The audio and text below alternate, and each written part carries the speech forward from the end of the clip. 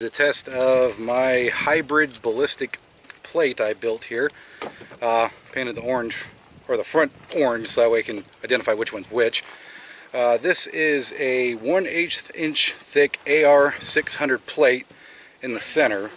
Then it has 24 layers of DuPont Kevlar on the back, with 2 layers of overweaved layer DuPont wrapped around the front that's encased in epoxy around the entire thing. Then it has a, well, I can't use the name, but it's a bed liner with X in it, wink wink, that I got done locally, where it has 1/8 inch on the back and 1/4 inch of coverage on the front, and then 1/4 inch of coverage on the side as a falling protection. My idea here, I don't know how well it's going to work, we're going to find out, is that it's going to try to create ceramic protection with being able to take the amount of hits as steel. Now, I doubt this is going to be able to take AP rounds as well as ceramic is, but most people don't have those. This piece right here, which is just under 5 inches wide and about 10 3/4 inches tall, weighs just over 4 pounds, so it's not super light. But a lot of that has to do with the extra epoxy I put into it. So if I reduce the amount of epoxy and do everything and maybe bring the spalling down a little bit, I can probably keep the entire plate somewhere around 8 to 9 pounds. So we're going to be shooting this today with standard 223 soft point, or not soft point, full metal jacket, then 5.56 green tip out of a 16.5 inch AR. Then we're going to move up to 7.62 by 39 millimeter out of a 16 inch AK-47. Then we're going to shoot it with 7.62 by 51 NATO out of a 18 inch Remington 700 SPS. And if it survives those, we have a 50 barrel woof we're going to put to it just for fun. And if for some reason it survives all that, we are going to just shoot and shoot and shoot this with the AR and AK until we defeat the armor. So let's go ahead and start shooting the hell out of this until we get it dead.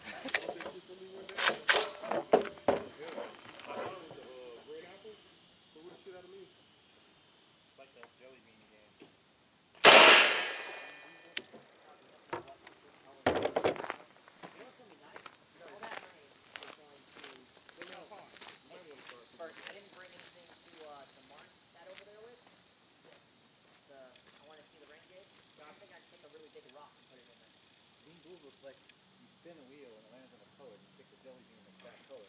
Oh, hell no. But it's either, you know, like peach or vomit. Yeah. But you don't know. Yeah, no. It's like a old diaper thing.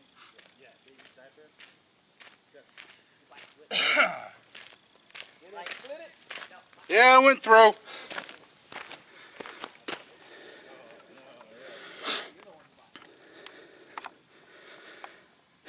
Well, test one of idea for armor.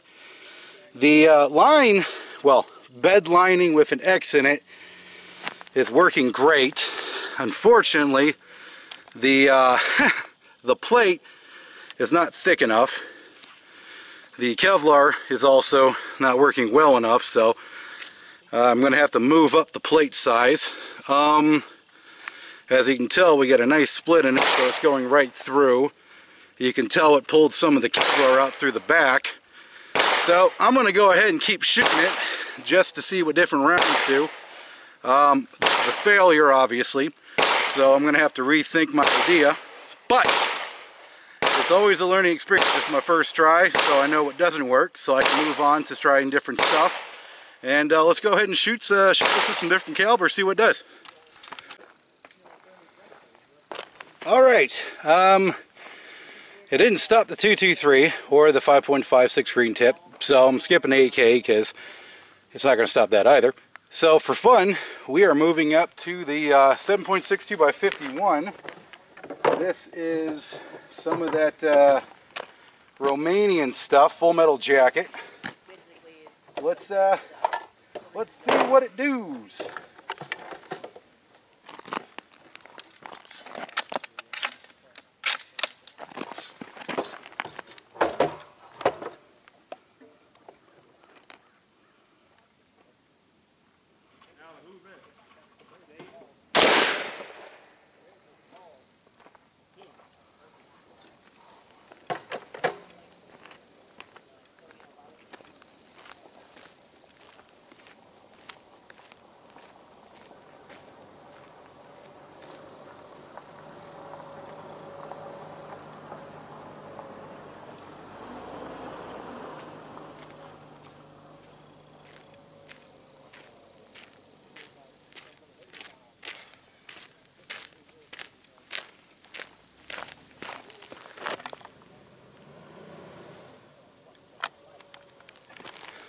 Okay, so here's what we're figuring out from our first test. The bed liner, the commercial grade bed liner, is doing an awesome job. As you can tell, it's holding up. The only reason it's splitting on the side is because the plate's pulling apart from the Kevlar being ripped. Now there's the hole going in for the 76251 full metal jacket. There's it coming out, so obviously the Kevlar is not really holding up. Now the idea of wrapping the Kevlar around the side is actually holding the Kevlar in place. I was afraid it would just rip the whole back off. So that's working pretty well. I do need to get some stronger epoxy. You can see right in there it's splitting. It's not really holding it as well, but the Kevlar is doing a pretty good job of keeping the back from being completely ripped off from the plate. So that was a good idea. The bed liner is also working very, very, very, very well.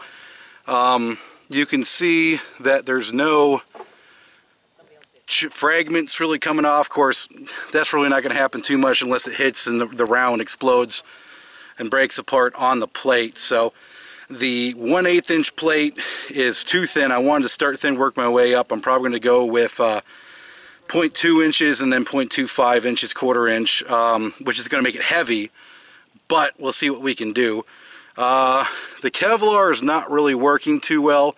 Maybe if the round was slowed down some more, I might try the DuPont Kevlar again. I might try nanotube because I can use less of it. Less of it means less epoxy, less nanotube, less weight to try to counterbalance using the more plate.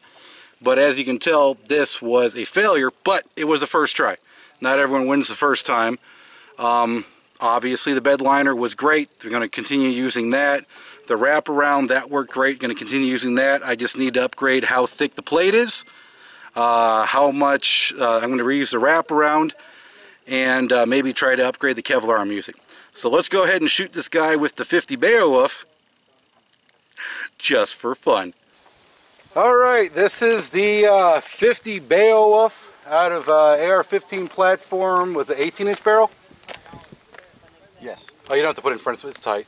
Oh, I see you're zoomed in. Okay, out of an 18-inch barrel, let's go ahead and see what it does to this failure of a plate.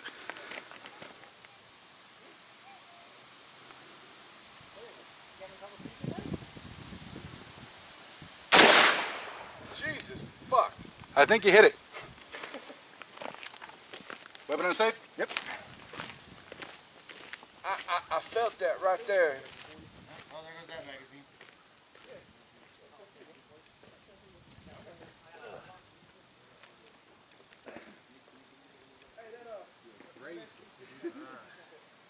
Well, it went sideways. It bounced off the plate. So it went in right there? That's it. That's it? That's it. It's still hot, too. It's a 50. That's not half in. That's a 50. This is what I was talking about. Ah. This is the most likely magazine to fail, so it's alright. Alright, here's what the Beowulf did.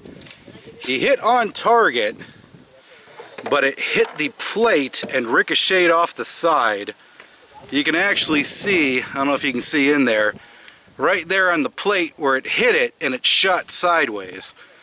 But this, I don't know if you can hear the thunk on it, but it's definitely holding up. You can see how thick the bed liner is. It's pretty strong, so it's holding up pretty well. But the armor plate, the 650, actually stopped the slow-moving Beowulf and then shot it off to the side. So it stops that. It's just the fact that it ripped all the Kevlar off to the side and ricocheted it out. So if you're wearing it, you'd still be having a pretty crappy day. And you can see the backside there, so it's pretty catastrophic damage regardless. A lot of damage came by. You can see where all the epoxy broke apart, started ripping this Kevlar to shreds. So yeah, once again, failure, but it's a learning experience. We got the 223, the 556 green tip, the 308, and the 50 Beowulf. Alright, this is Not So Slim Jim, people. Test 1 fail. When I get the upgraded test plate, I'll come back for another video and hopefully we can have a more successful try. Y'all have a good one. Alright YouTube, Not So Slim Jim here. I want to introduce you to my friend here, Alan Bassett. He's the owner and instructor at Urban Defense CHL School out of Killeen, Texas. He is nice enough to let me use his private range for the videos I've been putting out. So he does classes here in Killeen, Texas for less expensive than anybody else. So if you want, well, almost anybody else, but he actually does it professionally and he has a decent range. So if you want to get your license to carry in the state of Texas and you live in the Killeen, Fort Hood, Copperas Cove, Temple area, look up Urban Defense. Sorry people, I'm having a bad day. Go ahead. Alan, speak for me. I'm tripping on my own tongue. Look up Urban Defense CHL School online, also on Facebook. All right, look it up. And like I said, he's got some of the best prices in town, private range. He can get you done and taken care of real quick. All right, Facebook, this is Not So Slim Jim. My friend Alan Bassett here. Y'all have a great day. Have a good day.